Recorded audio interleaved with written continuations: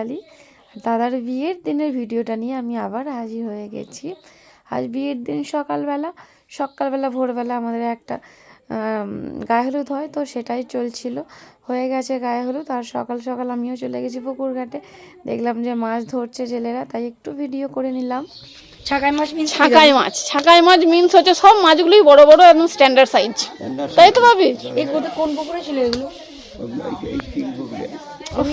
খিড়কি পুকুরে দারুণ কিন্তু আজ মাছগুলো।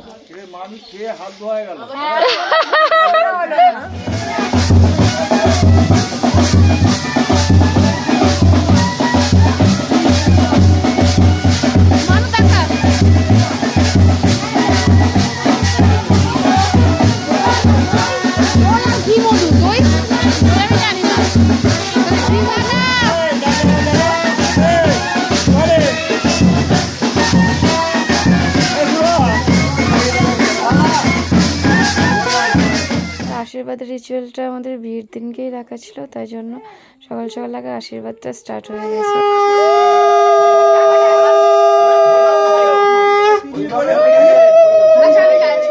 সকাল সকাল বাজনাও চলে এসছে অনেক সকালবেলা।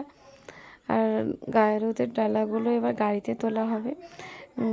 তো যেহেতু আমাদের গোধূলিতে বিয়ে, তাই জন্য আমরা প্রত্যেকটা জিনিসই একটু তাড়াহুড়ো করছি, যাতে এখান থেকে তাড়াতাড়ি গেলে সেও একটু তাড়াতাড়ি স্নান করতে পারে। এই সব কারণের জন্যই এখানটা আমি আর মিউজিক দিতে পারলাম না, বাজনাও হচ্ছিল প্লাস গানও হচ্ছিল, কপিরাইট হয়ে যাবে। তো এই কারণে আমি আর মিউজিকটা দিলাম না, আমার ভয়েসই দিচ্ছি। তো বন্ধুরা, কেমন লাগছে আমার ভিডিও অবশ্যই কমেন্টে জানাবে। কিন্তু খুব মজা করেছি। অ্যাকচুয়ালি আমার গলার অবস্থা দেখে মনে হয় তোমরা বুঝতে পারছো।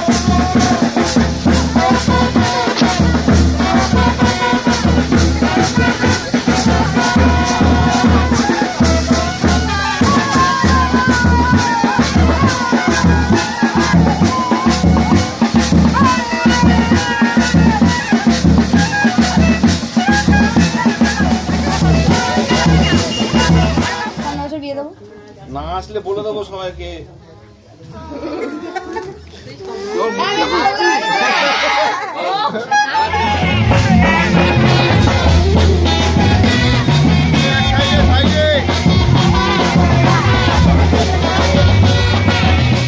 মেয়ের বাড়িতে গায়ে হলুদ পাঠানো হয়ে যাওয়ার পরে আমাদেরও গায়ে হলুদের পর্ব শুরু হয়ে গেছিলো, এবং এবার পুকুরে চান করাতে চলেও আসা হয়েছে। বলছি না, এত বিজি ছিলাম যে ভিডিওটা করছি, অথচ সবসময় ভিডিওটা করতে পারছি না। গায়ে হলুদের পর্ব শেষ হওয়ার সাথে সাথে আমাদের শুরু হয়ে গেল জল সইতে যাওয়ার পর্ব। কারণ জল সইতে আবার যেতেই হবে, যেহেতু তোর গোধূলিতে বিয়ে, তাড়াতাড়ি বরবার করবে, এই কারণেই জাস্ট খাওয়ার মতো একটু সময় নিয়েছিলাম। খেয়ে দিয়ে আবার সকলে মিলে বেরিয়ে পড়েছি জল সইতে।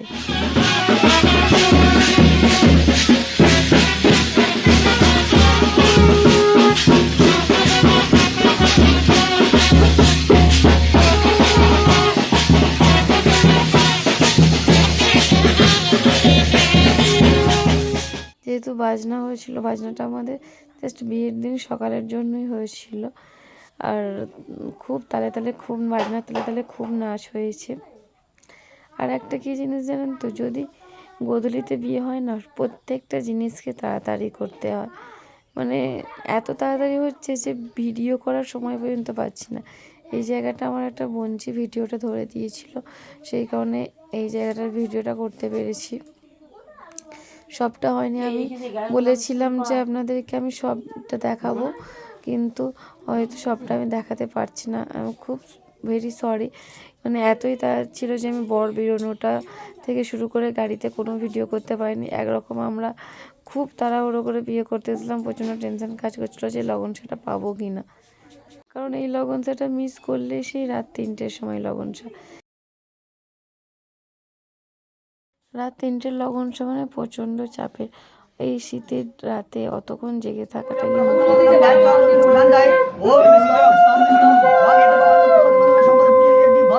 আমাদের কনের আশীর্বাদটা ছিল বিয়ের পিঁড়িতে বসে বিয়ের দিনকে। তো কনের আশীর্বাদ দিয়ে স্টার্ট হয়ে গেছে। এদিকে ছাদনাতলায় বর নিয়ে চলে গেছে শুভদৃষ্টির পালা। তো এরপরে বর বড় না কোণে বড় সেটাই দেখার আছে। তো বন্ধুরা তোমরাও দেখো, আশা করছি তোমাদেরও খুব ভালো লাগবে।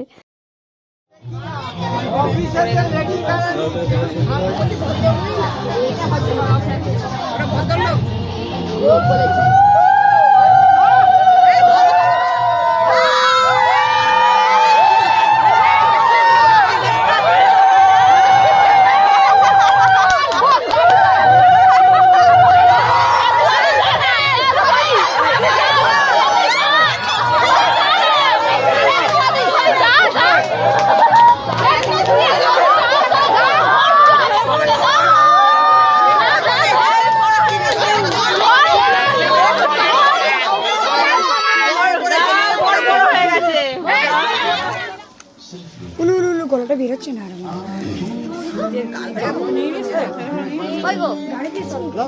আমি ভাবতে পারিনি দাদাকে জাগিয়ে অতটা উপরে তুলে দেবে, কারণ আমাদের গোধূলিতে বিয়ে সেরকম কেউ ছেলেরা যায়ও নি। মানে আমার জিজু ছিল, আমার বর ছিল, আর আমার আরেকটা জামাইবাবু ছিল, তিনজন মিলে, তাও তিনজনে নয়, এরা দুজন মিলেই জাগিয়েছে দিয়েছে। তারপরে আবার গোধূলি হয়েছিল। আমি ভাবছি হয়তো এটাই হবেই না। খুব ভালো লাগলো, দেখতেই পাচ্ছি যে আমরা কত মজা করছি, আমাদের কত নাচ গান কত কিছু হচ্ছে।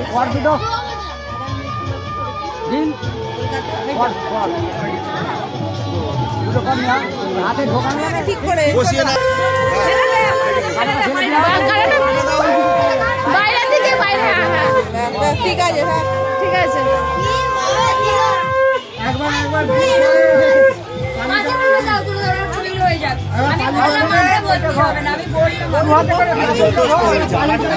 ঠিক আছে, না অত দূর যেতে ঠিক আছে, ঠিক আছে, ঠিক আছে, বড় রেখেছে, ঠিক আছে।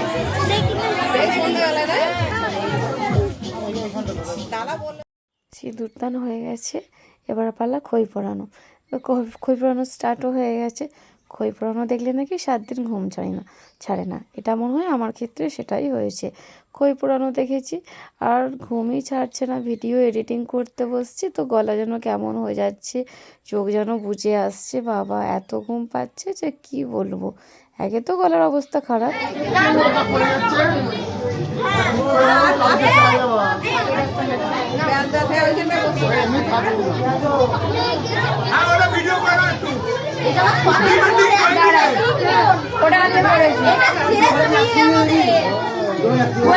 কত টাকা চাই?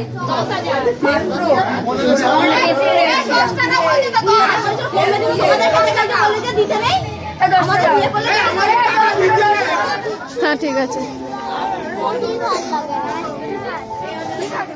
এবার আমাদের বরযাত্রীর বাসটা ঢুকে গেছে, তো সবাইকে দেখতে পাচ্ছি, খুব ভালো লাগছে। এর আগে যখন একা একা এলাম তখন বড্ড ফাঁকা ফাঁকা লাগছিল, যেন মনে হচ্ছিল নিজেদের বাড়ির কেউই নেই।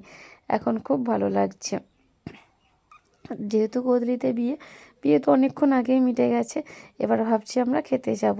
অনেক রাত হয়ে গেল, তো আমরা খেতে বসে পড়েছি অলরেডি। বেজে গেছে অনেকটা, বাসে করে বাড়ি ফিরবো যেহেতু। আর গাড়ি করে যাব না, বরের গাড়িতে এসেছি তো আবার বাসে করে বাড়ি ফিরবো।